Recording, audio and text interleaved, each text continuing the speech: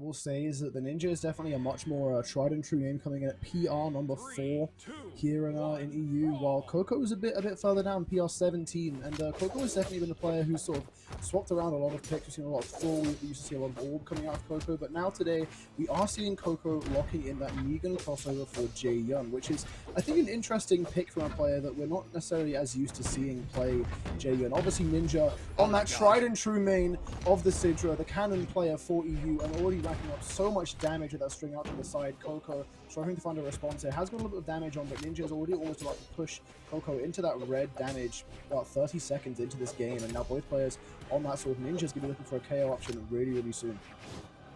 Yeah, and one thing that I definitely saw in the beginning of this game originally was Koko had all this sword control, and the Ninja started popping off here, just like he was knocking out Koko's very first stock. And I don't know, we're seeing Koko have a lot of neutral control, but then as the Ninja comes in with that cannon that they have, they're going in for some phenomenal combos, and they were able to get some really good knockout options on the Koko. So right now, we had the Ninja very low on that red first stock. You can see them now having that platform control, taking it over Koko, and Koko's just trying to slide into different options against the Ninja. But right now, I mean, it's the platform control is really suave between both these players, and I definitely think it really depends on how the Ninja's cannon really does, because I mean, Koko's just reading all these options here, and the Ninja is now out of that first stock. It's 2-on-2 right now, Hackle.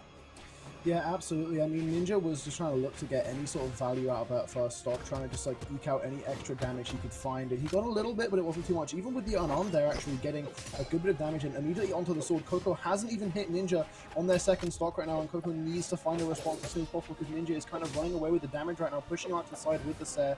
Koko makes it back unscathed, but now they're both sort of battling in neutral right here, and Ninja does need to get his hands on a weapon onto that cannon.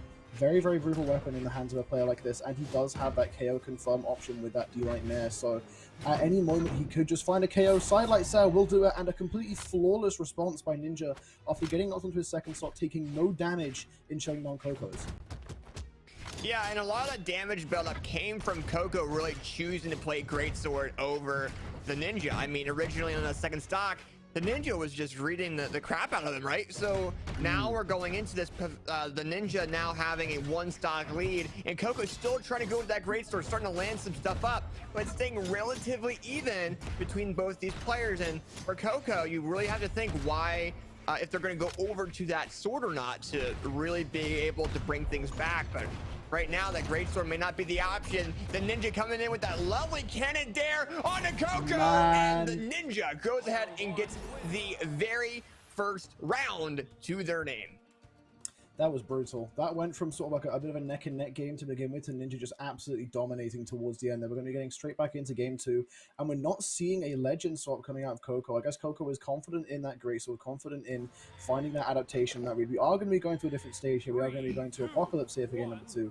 But I think the Ninja is looking really comfortable on this cannon, and Koko needs to try and get in there and sort of push Ninja out of their comfort zone, because otherwise it's not looking good for Koko. That was an incredible statement to make for your game 1. And as I always say, game 1 is sort of where the piece is made for a set, right?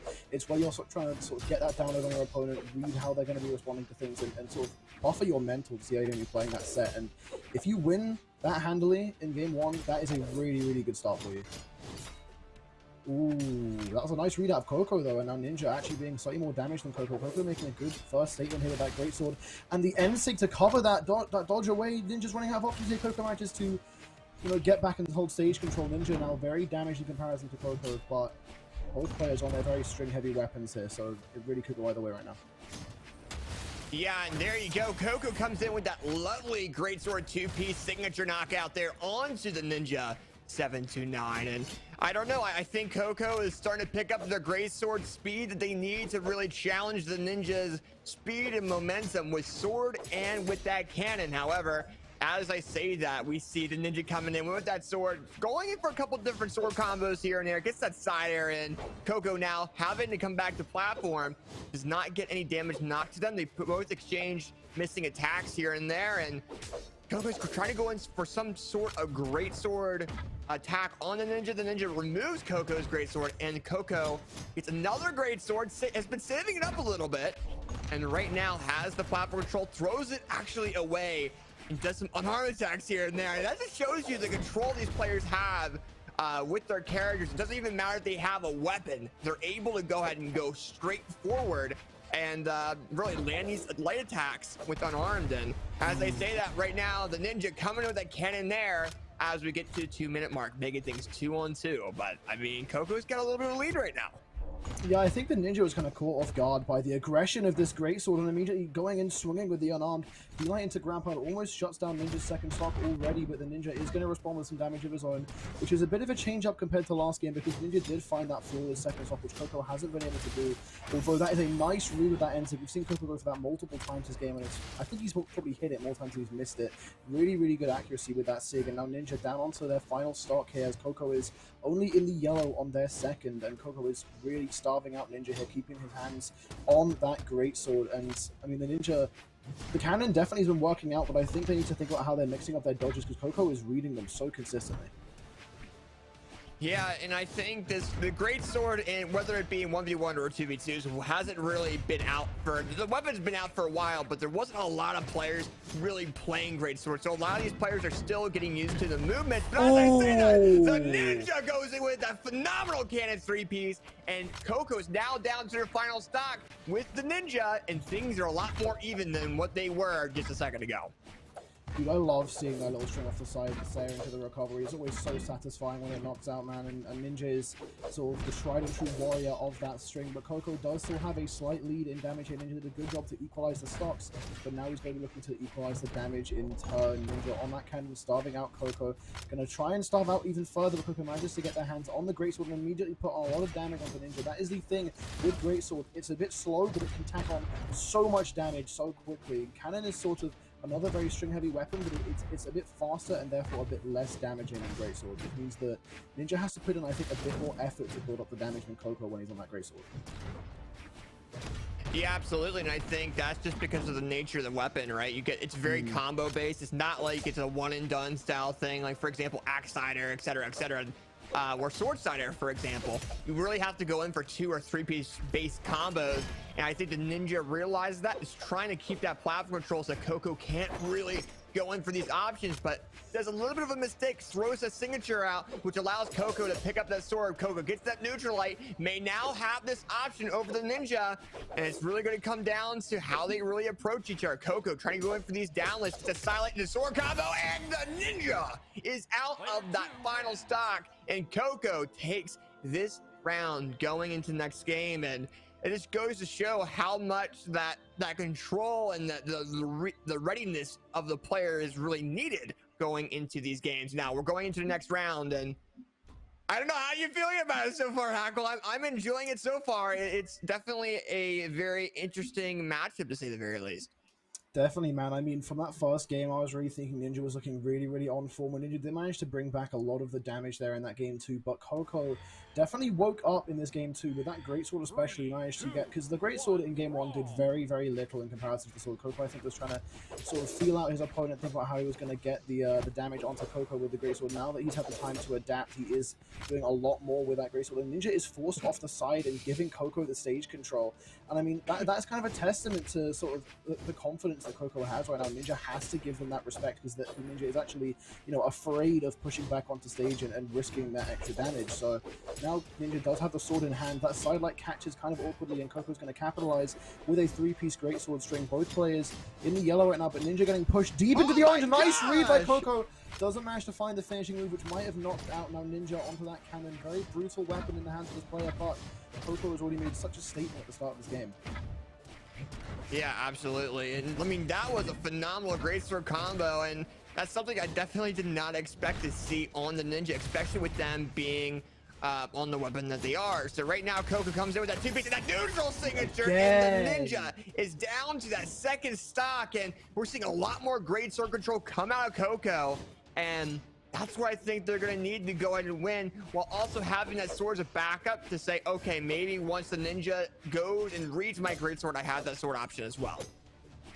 Yeah, absolutely. It's definitely good. So I think these are two legends that sort of thrive on the fact they have one weapon that's a bit less consistent, a bit more string heavy, and then they have that sword in the pocket to just whip out if they're feeling a bit less comfortable, a bit more of a consistent weapon to use if they need that comfort on their pick. But right now, it doesn't even matter because Koko is just going absolutely crazy on Ninja, landing that side tick, pushing him out to the side.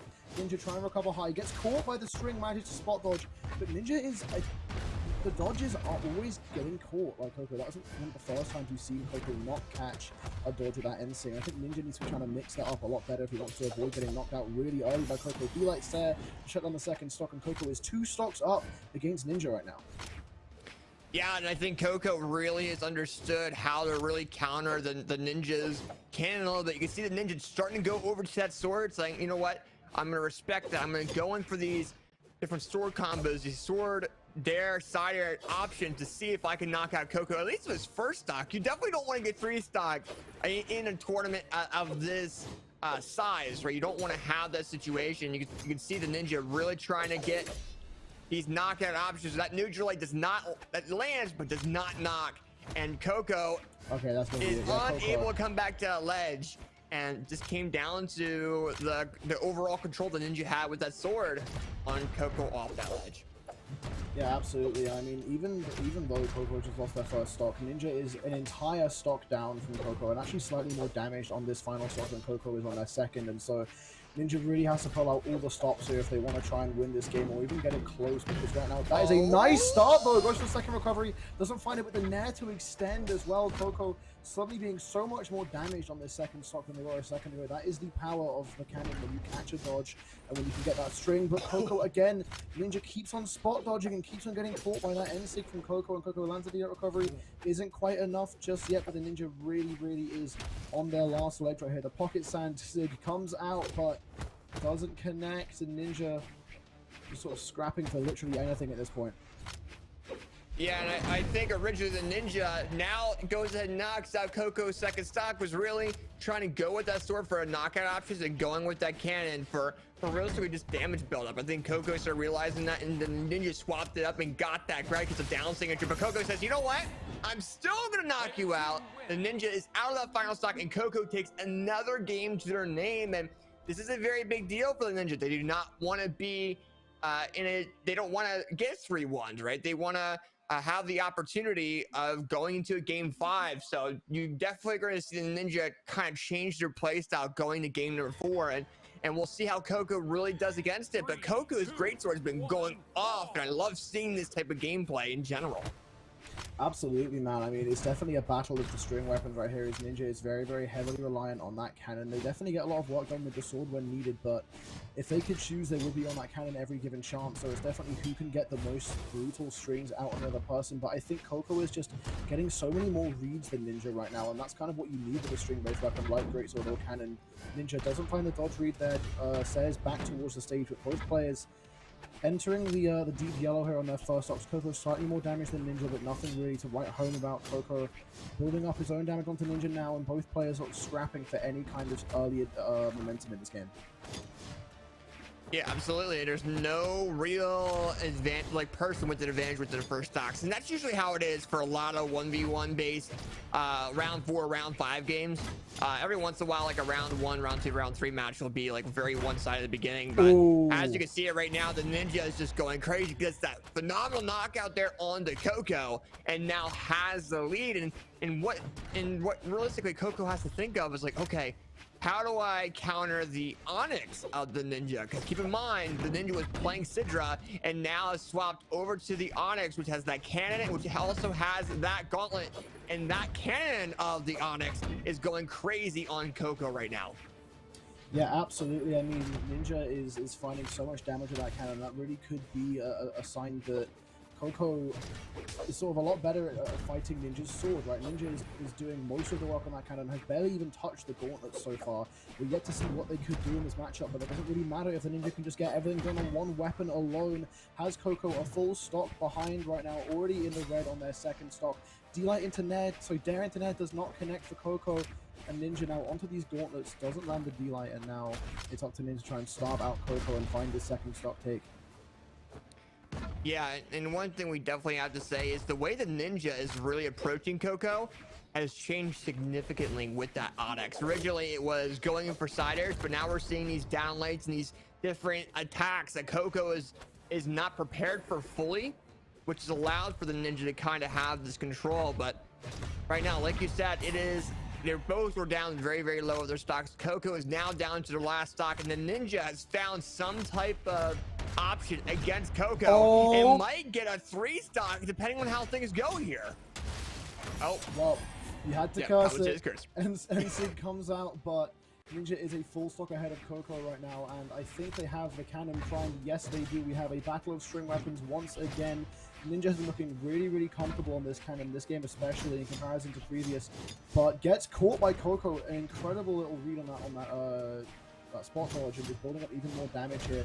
Ninja needs to stop letting Koko catch those dodges, but the dodge now gets caught by the ground pound. Koko left alone on the side. He manages to make it back. Koko's recovery game has been so good this set, man.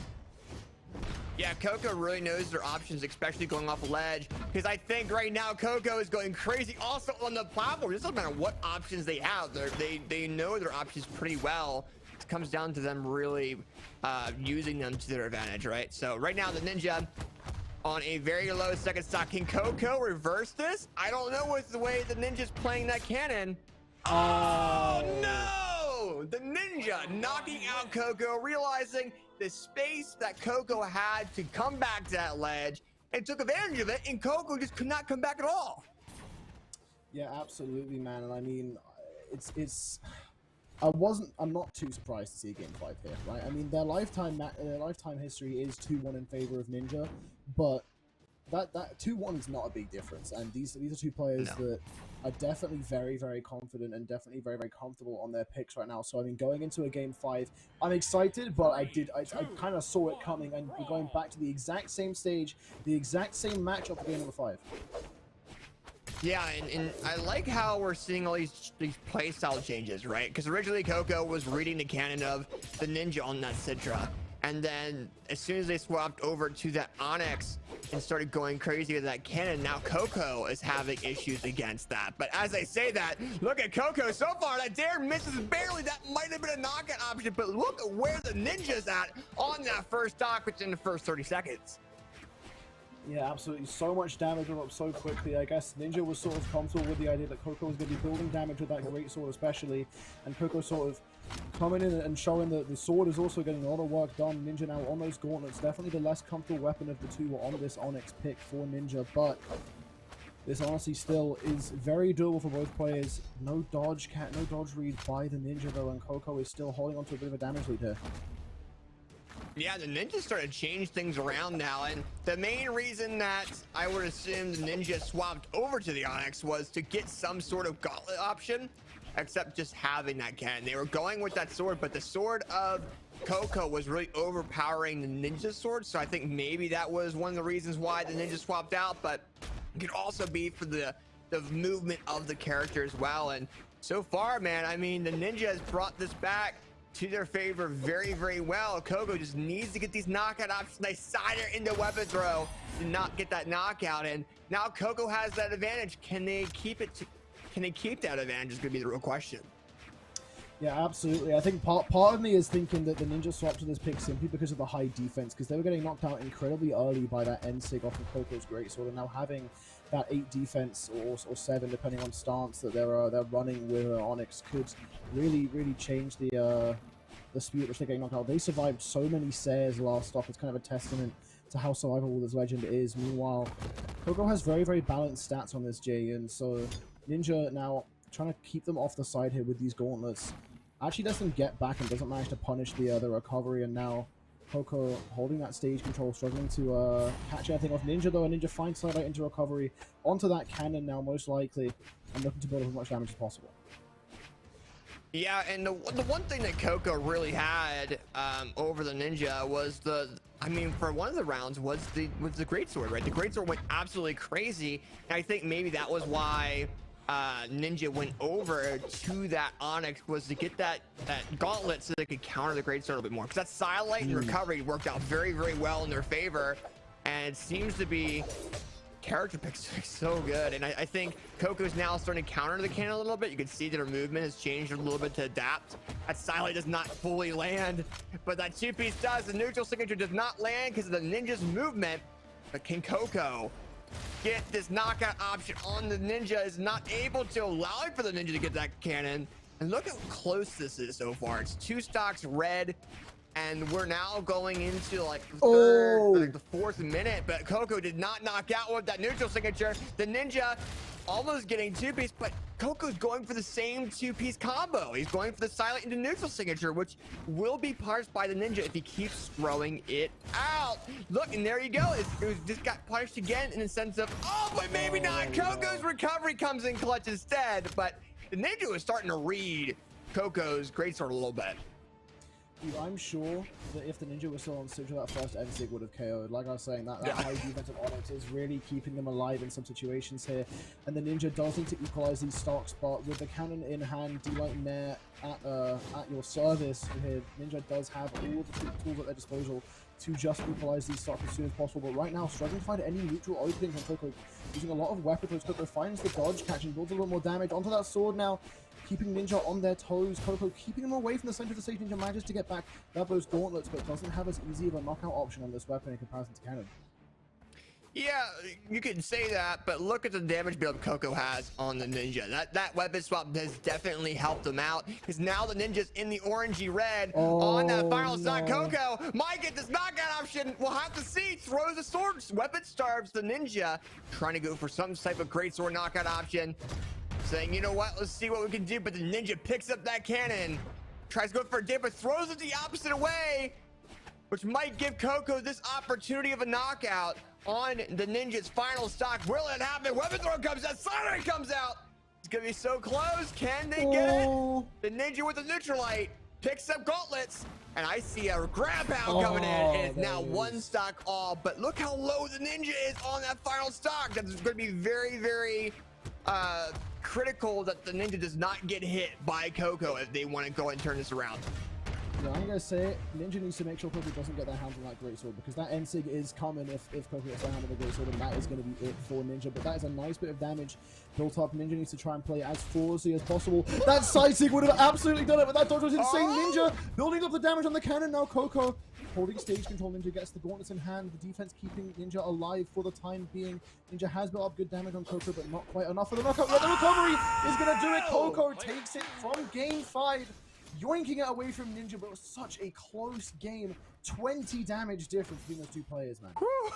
And that says something, man. Congrats to Koko on advancing further into the bracket. That was a very, very close game, number 5 in this tournament. That was the very first set that we've had on this block of the stream, right? And this goes to show that as we get further and further in the bracket, it gets more of a close and close matchup. And that goes for